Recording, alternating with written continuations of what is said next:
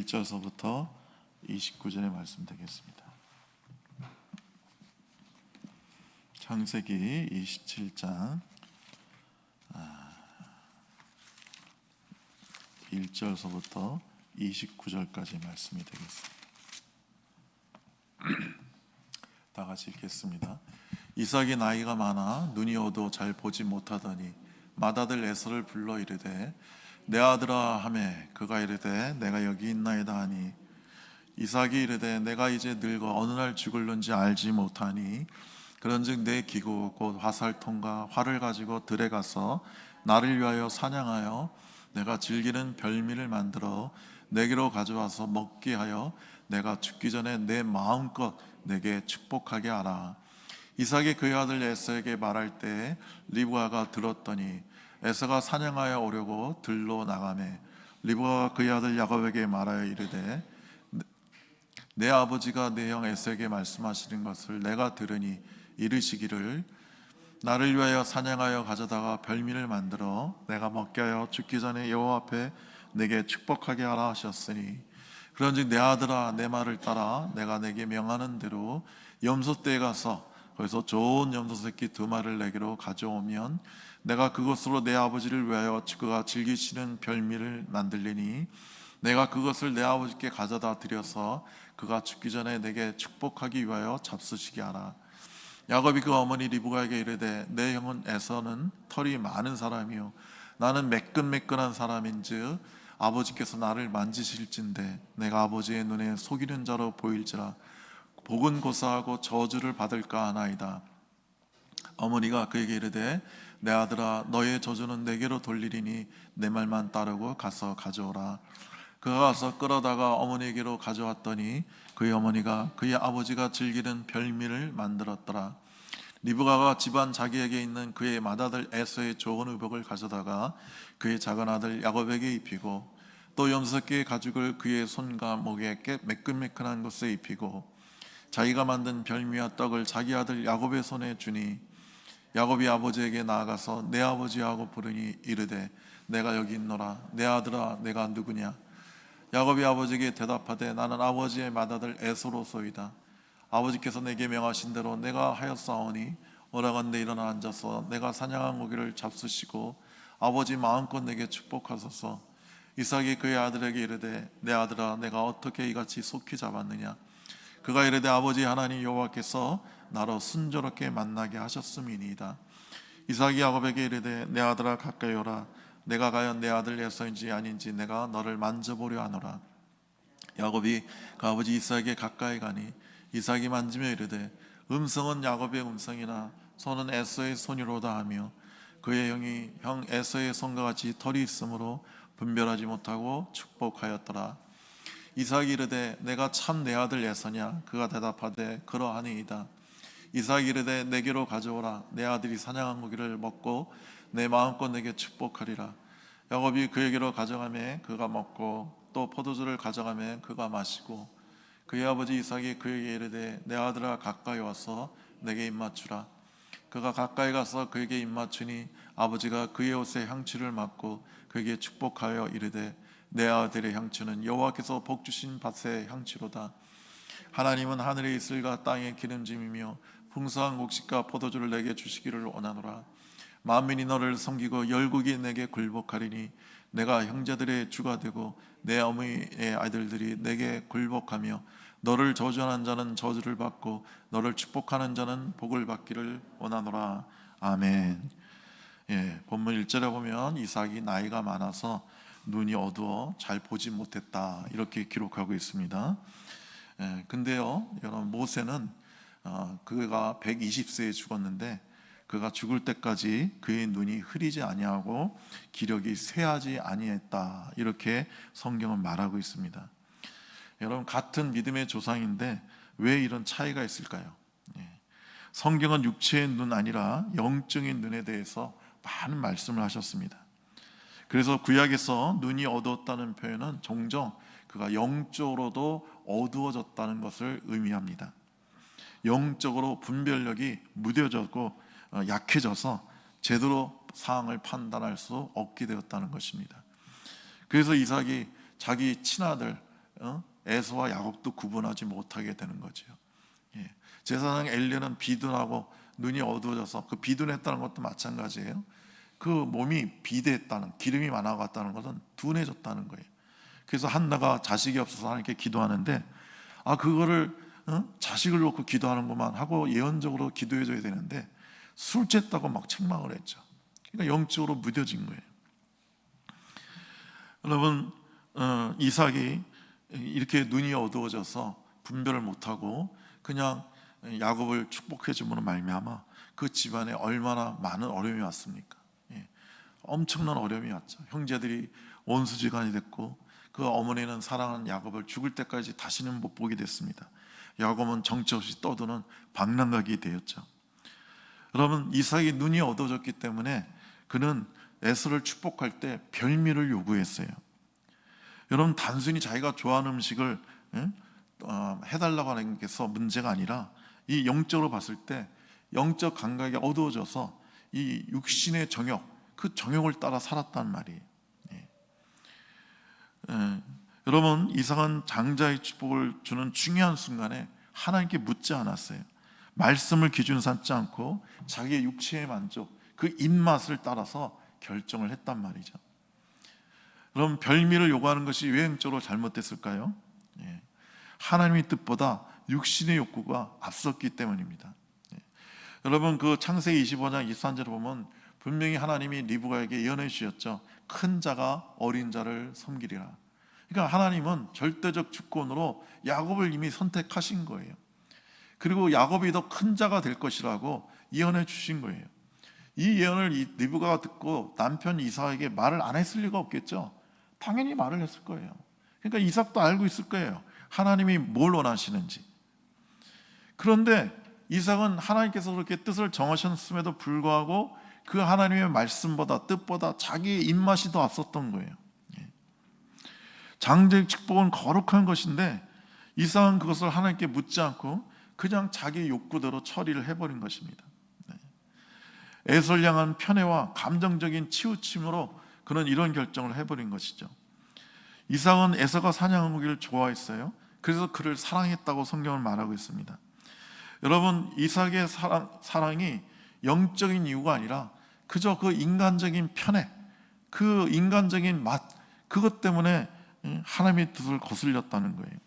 에서는 들사람입니다. 사냥꾼이었어요. 성경에서 사냥꾼은 절대 좋게로 표현 안 합니다. 이 사람은 들사람이라 세상을 돌아다니면서 세상적인 욕구를 따라 사는 사람이에요.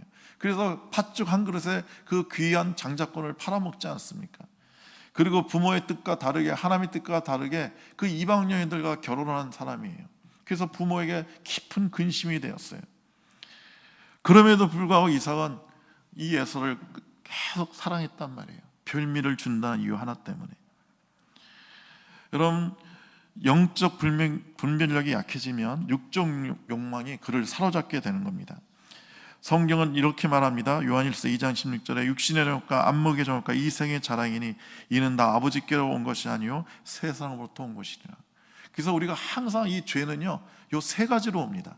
육신의 정욕, 이 안목의 정욕, 그러니까 눈의 정욕이죠. 그리고 이생의 자랑, 이생에서 자랑하는 게 뭐가 있죠? 지혜를 자랑하죠. 권력을 자랑하죠. 바로 이런 것들을 통해서 우리에게 자꾸만 유혹이 들어오고 죄를 짓게 하는 것입니다. 여러분, 이 장자의 축복을 그냥 이렇게 해주면 또 문제가 안 되는데 왜 별미를 요구하냐는 말이죠. 여러분, 축복은 하나님이 주시는 은총입니다. 지금 이삭이 축복을 하는 게 아니라 하나님이 축복하는 거예요.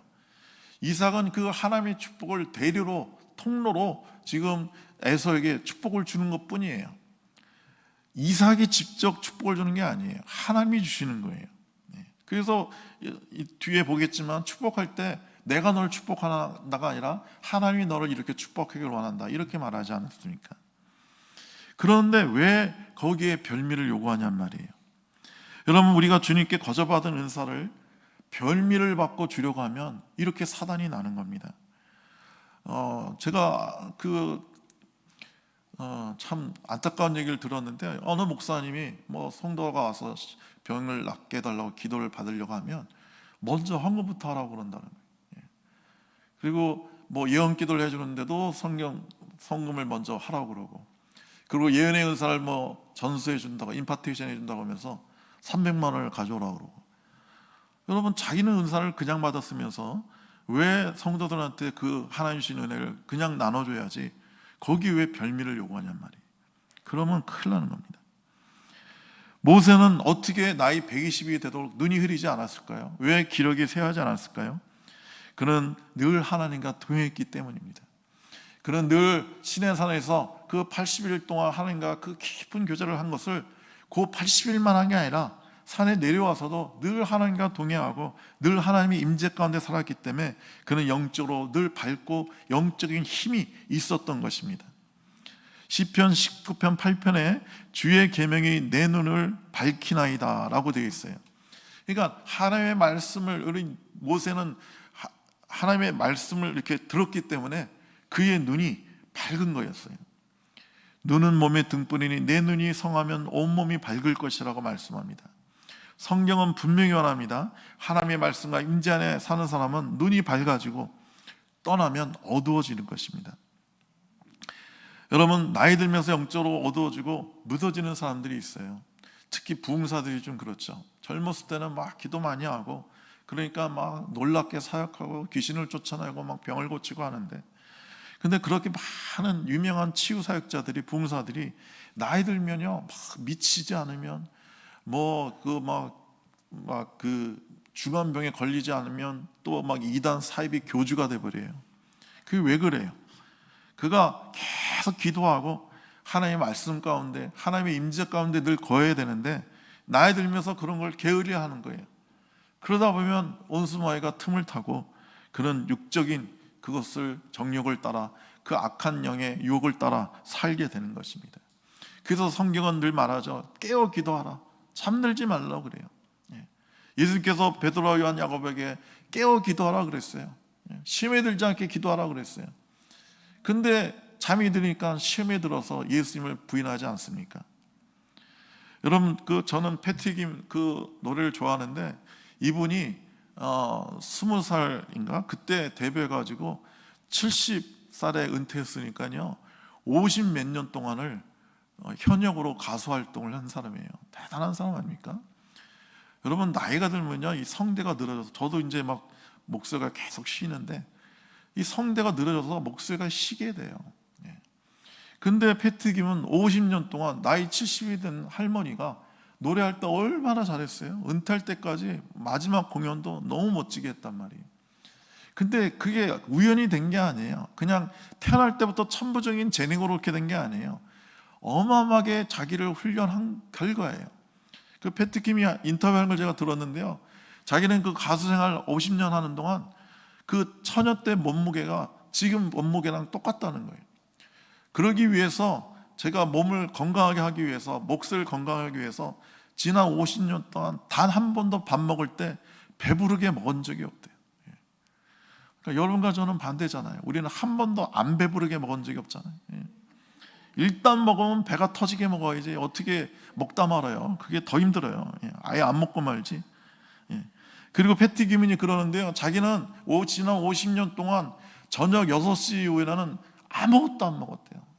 우리는 밤 10시에도 족발 시켜 먹고 삼겹살 구워 먹고 치킨 먹고 온갖 거 다 먹는데 단 한 번도, 정말이에요, 단 한 번도 50년 동안 6시 이후에 먹은 적이 없대요.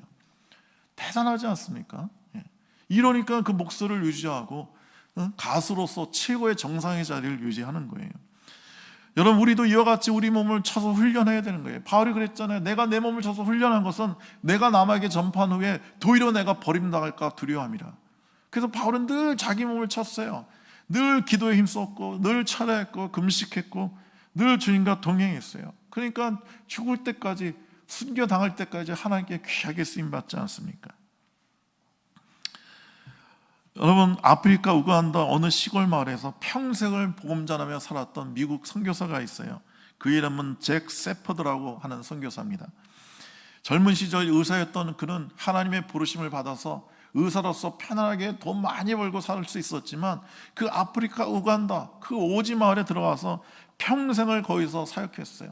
수천 명을 치료했고 그들에게 복음을 전했어요. 근데 세월이 흘러 그의 나이가 80대 후반이 됐어요. 거의 90이 가까이 됐어요.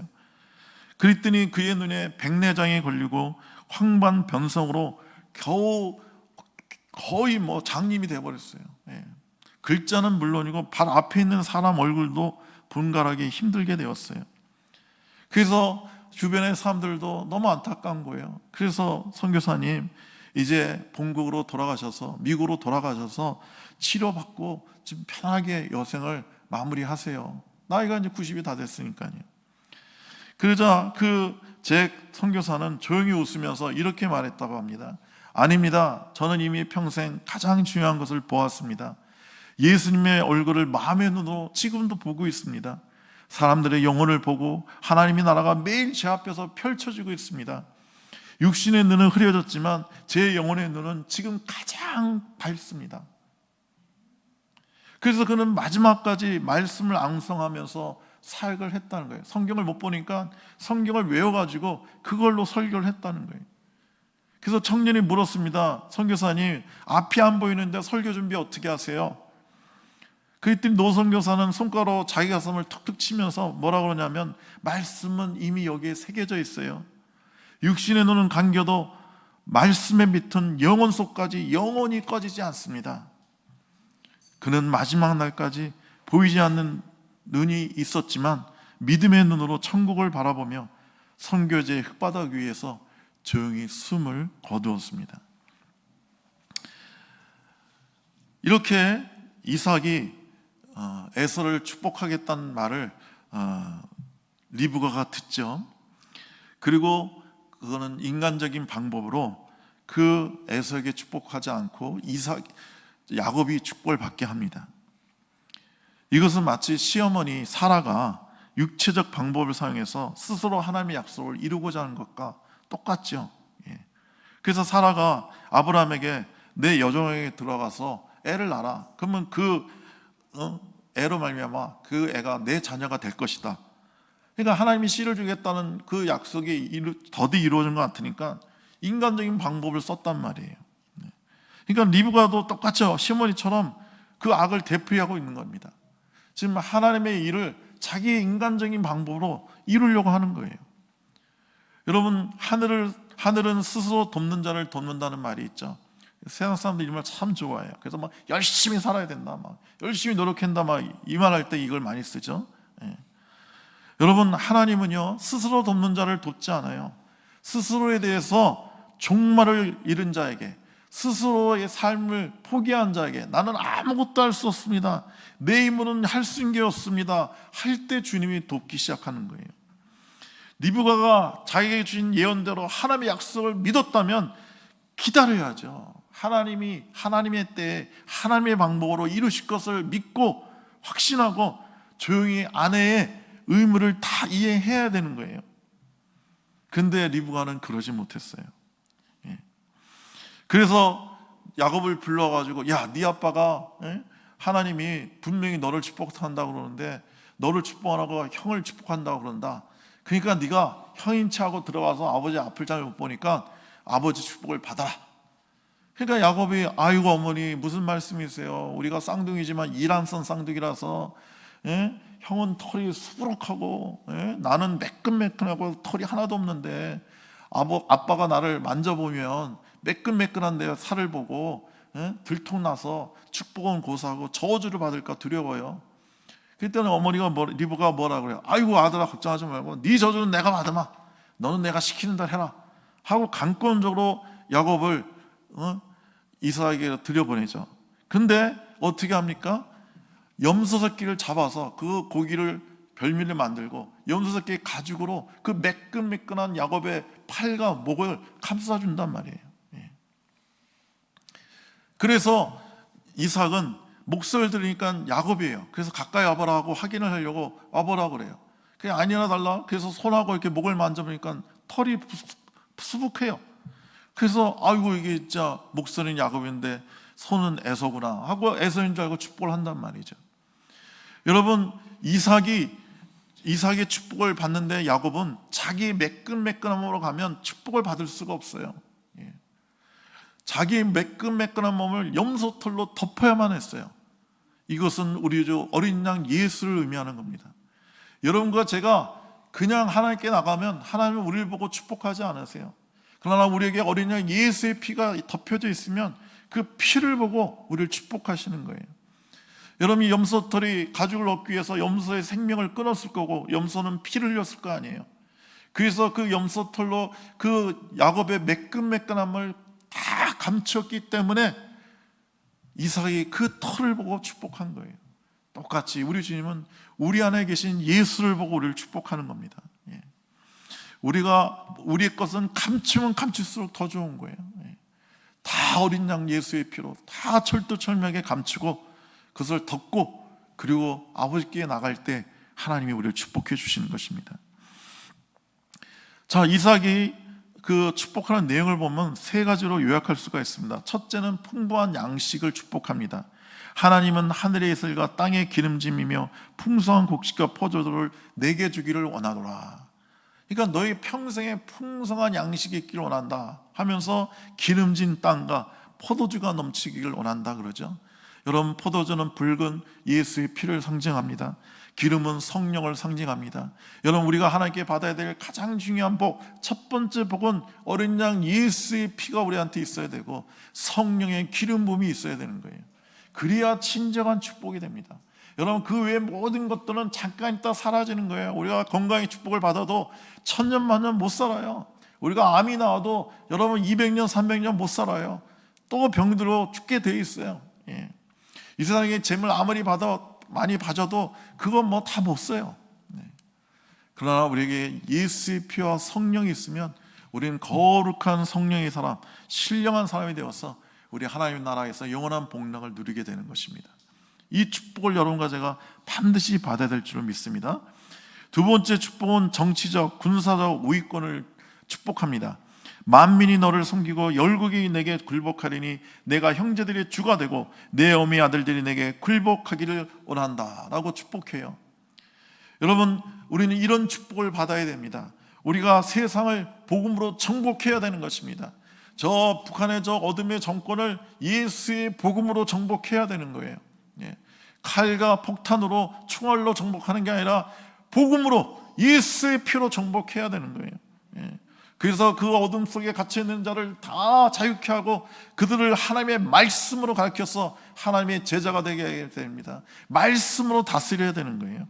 우리가 이런 영적인 권위를 갖고 있어야 되는 것입니다. 주님 분명히 말씀하셨어요. 너는 천하 만국에 가서 내 복음을 전하고 수많은 사람을 제자로 삼아서 그들을 가리키라고 그랬어요. 우리는 이러한 하나님의 놀라운 축복을 받아 누려야 되는 것입니다. 세 번째로 하나님의 보호를 축복하죠.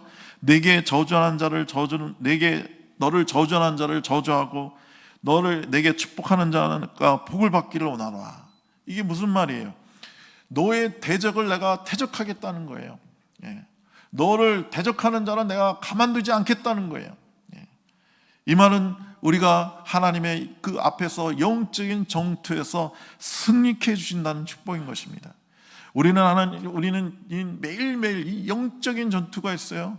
여러분, 너희 대적 마귀가 우는 사자같이 산길자를 찾아 헤맨다고 그랬어요. 마귀는요 휴가 안 갑니다. 마귀는 잠도 안 자요. 마귀는 휴식을 안 해요. 마귀는 항상 시탐탐 우리를 노려보고 있고 기회를 엿보고 있고 우리에게 와서 우리를 시험하고 유혹하고 우리에게 어둠을 끼치려고 하고 있어요. 그래서 우리는 이 영적 전투에서 승리해야 되는 것입니다. 항상 깨어 기도해야 되고 하나님의 전신갑주를 입어야 되는 거예요. 구원의 툭을 쓰고 믿음의 형편을 가지고 성령의 검, 말씀의 검을 가지고 전투에 임해서 승리해야 되는 것입니다. 여러분, 성경에 보니까 가브리엘이 그 두로족의 귀신이 그 마귀가 가브리엘을 맡고 있으니까 하나님께서 미카엘을 보내셔서 승리케 해주죠. 그와 같이 하나님께서 우리에게 영적인 전투에서 우리의 뒤를 받쳐주시고 우리의 대적을 대적해 주시겠다는 그런 축복인 거예요. 여러분과 제가 반드시 이 싸움에서 이겨야 되는 것입니다. 여러분, 우리의 싸움은 혈과 육이 아니에요. 공중의 권세 잡은 자와 싸움하는 거예요. 그래서 이 나라 이 민족, 저 북한 땅, 온 세계를 잡고 있는 어둠의 권세와 우리가 싸워서 승리하고 포로된 자를 자유케 해야 됩니다. 눈먼 자를 다시 보게 해야 됩니다. 죽음에 있는 자를 일으켜야 되는 것입니다. 그래서 하나님의 백성, 거룩한 백성, 생명을 얻은 백성으로 우리가 만들어 나가야 되는 것입니다. 여러분과 제가 반드시 이 하나님의 축복을 받아 누리시기를 간절히 축복합니다. 기도하겠습니다. 좋으신 우리 하나님, 우리의 영적인 눈이 어두워지지 않게 해 주시옵소서. 늘 우리가 깨어 기도하고 부르짖고 하나님의 말씀을 읽고 묵상하고 먹음으로 말미암아 우리의 영의 눈이 늘 밝아서 주의 모습을 보게 하시고 세상을 향한 주의 음성을 듣게 하여 주시옵소서.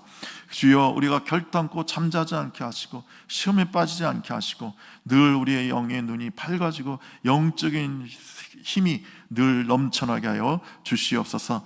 살아계신 하나님, 하나님께서 역사하신다는 것을 믿고 우리가 인간적인 방법을 쓰지 않게 해주시고 주께서 주시는 이 놀라운 세 가지의 축복을 받아서 하나님의 놀라운 영광을 이 땅에서 높여드리는 그런 거룩한 하나님의 산을 되게 하여 주시옵소서. 예수님의 이름으로 기도드리옵나이다. 아멘.